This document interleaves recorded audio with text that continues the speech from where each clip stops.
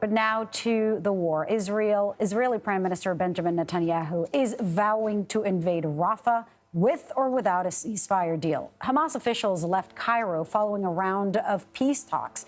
Israel's latest proposal includes a ceasefire along with a hostage release and a prisoner exchange. CBS News foreign correspondent Debora Patta is with us from East Jerusalem.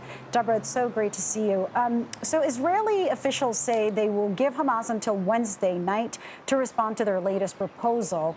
How's the growing pressure, both in Israel and internationally, impacting how Netanyahu is navigating the war? Well, Lilia, you know, Benjamin Netanyahu is a man under extreme pressure. He is getting it from all sides. Very vocal protests abroad, even louder and angrier protests here at home.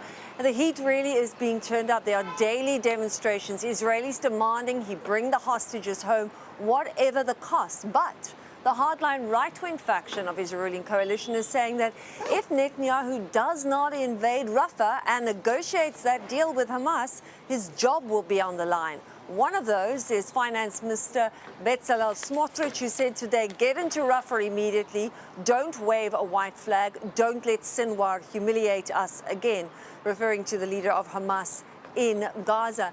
Now, Netanyahu came to power by joining forces with this faction. If they pull out, his government collapses. We know there's a deal on the table. According to mediators, it's currently being led by the Egyptians, but reports suggest that Israel may have softened its approach, at least on the number of hostages. But it's a very delicate balancing act. And also listening to Netanyahu will be Hamas and telegraphing what he is saying, his threat to continue going into Rafah, and that could impact it. It's so interesting, Debora, because it seemed at first yesterday from the reporting and your reporting there that he was making some concessions, reducing the number of hostages, easing the possibility of a ceasefire. Now he's talking about invading Rafah. So, I mean, what does it look like? How could that ground offensive, how soon could it happen? And what do you think, you know, the U.S. and others trying to stop it can do to have an impact on his decision? Well, let's remember, Lily, I mean, Netanyahu has been banging that war drum for over 2 months now, threatening to go into Rafah. Is it an empty threat to appease the right wing? Or will it happen? You know, is it just to string them along? But how long can you string people along for? Nobody else wants that invasion. The U.S. is against it, as you correctly point out. The G7 said it would have catastrophic consequences for civilian sheltering here. Remember, those over 1.4 million Palestinians who sought refuge. The families of the hostages want their loved ones out, and that requires a ceasefire. And most of all, let's not forget, the people of Gaza.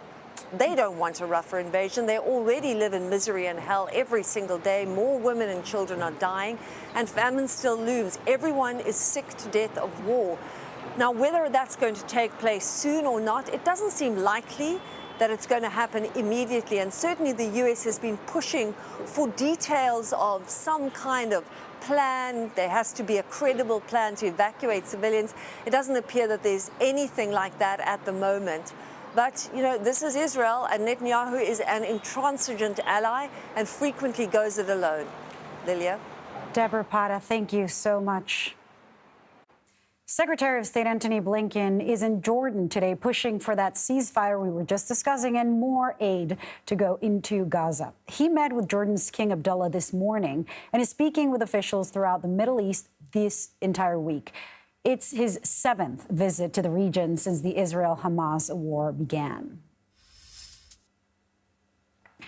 But more still needs to be done. And in particular, we have to make sure that our focus is not only on inputs, but on impact, and really measuring whether the aid that people need is actually getting to them in an effective way. And there we have some ongoing challenges.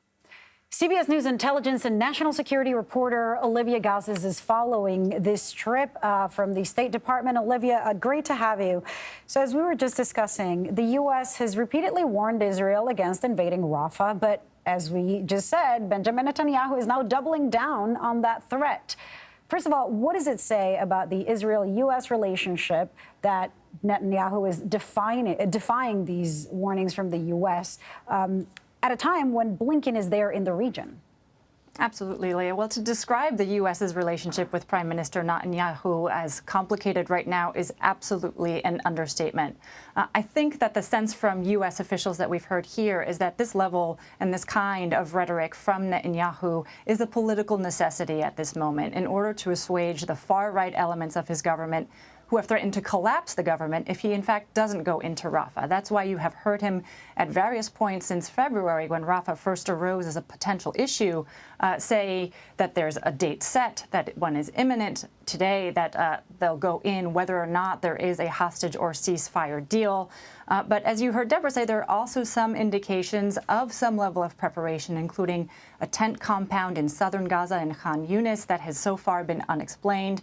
But throughout this time, U.S. officials have stridently said that they have neither seen a credible military nor humanitarian plan. Secretary Blinken, who is in Jordan, just spoke to that today. He said that the U.S. views on this are well known. He did not say whether he had gotten any commitments from the Israeli government to present a plan before going in. He's, of course, heading to Israel tomorrow for face-to-face meetings, including with the Prime Minister, where he'll expect to get an update on all of this. Wow. Thank you so much, Olivia. Thanks, Lilia.